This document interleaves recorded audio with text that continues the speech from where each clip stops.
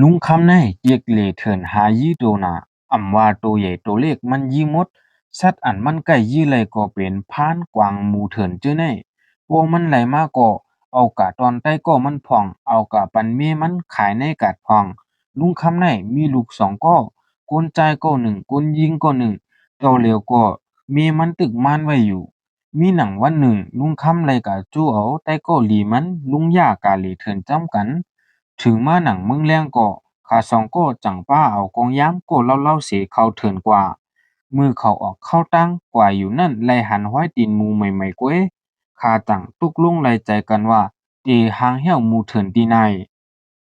ไว้เสียเขากลางเหี้ยวยาก็จังกว่าหาเฮ็ดตีนอนหิมหอมนั่นถึงมากลางคืนลึกลุงคำเลยยินเสียงหมูเถินมาขำเหี้ยวห้องไว้อยู่จังแนดปกเอาลุงย่าเตือนเส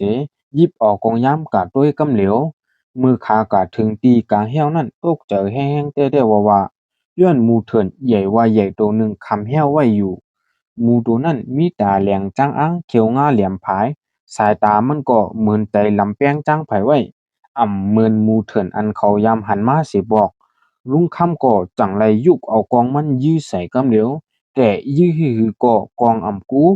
มือลุงย่าไรหันจึงนั้นใจร้ายมันเดียวก็จังไรยุกกองมันยื้อใส่แทง แต่ก็ยื้อออกเหมือนกัน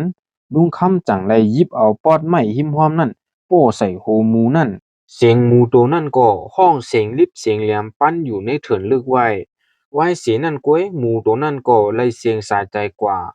ข้าจังนั่งลงเสียยักด้วยหมูตัวนั่นยิงแค้นตกใจเลยเสียเก่าย้อนในหูหมูนั่นมีตุ่มขาวๆไว้ตั้งสองผายง่ายเหมือนลูกไว้แต่ฮู้จักว่าเป็นสัง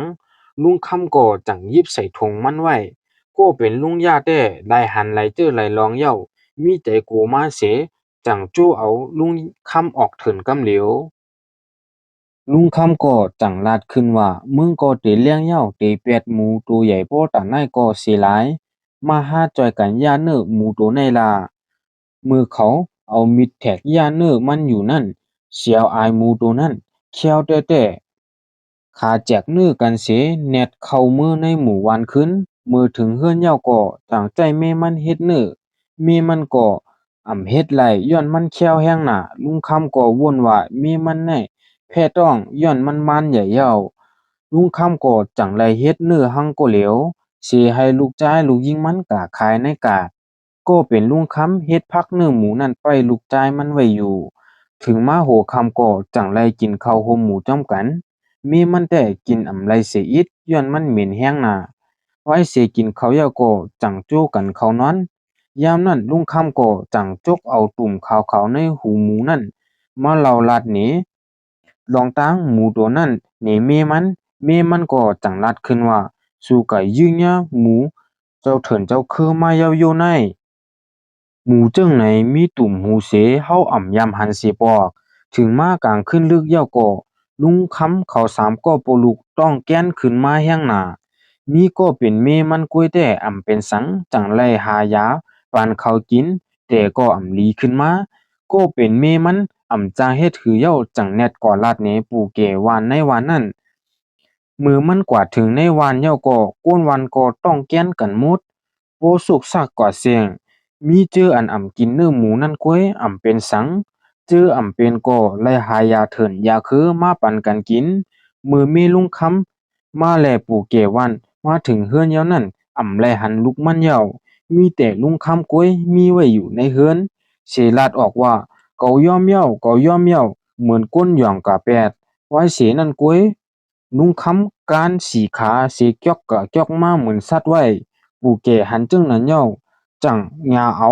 จึกมัดไว้ยุงค่ำจังจอกลงหูแล้วเสิเอาหูมันกะพัดหญ้าเสาหูคอมันไหลหักกว่ามีมันก็แนดกะกอดเอาผู้มันเสิห้องๆไห้ๆอยู่โปหึงโปนั้นกุ้นหวานแลดมาลาดปู่เฮงแทงมีกุ้นตายแทงหาโก้เป็นกุ้นเฒ่าแลลูกอ่อนปู่เฮงหันกุ้นหวานใจลายมันเหย้าเงาลายมันเข้าแฮงมาติ๊กๆจังห้องเอาลูกหวานมันเฮ็ดปางกุมกำเหลว สิแจกปูนพรกันคำพองกะเป็ดกวนจื้ออันตายไว้คำพองก็ตุ้ยถึงลุ่มล้ากวนจื้ออันต้องแกนไว้อยู่ปู่เหียงถามลูกวันลองตั้งมันเสเลยฮู้ว่า ก้นวานเจออันต้องแก่นได้เป็นเจออันซื้อกินเนื้อหมูลุงค่ำหลายๆปู่แก่วานก็จังแนดมือเฮือนลุงค่ำแทง